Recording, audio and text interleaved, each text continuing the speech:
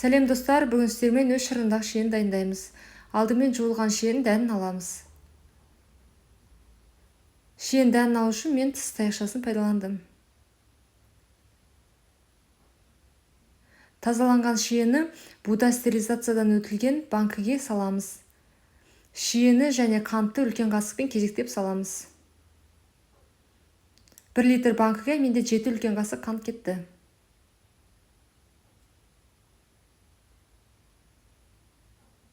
Банкіге шиені салып болғаннан кейін үстіне крышкасын жауып, қазанға салып, су құйып 15 минут стерилизациядан өткіземіз.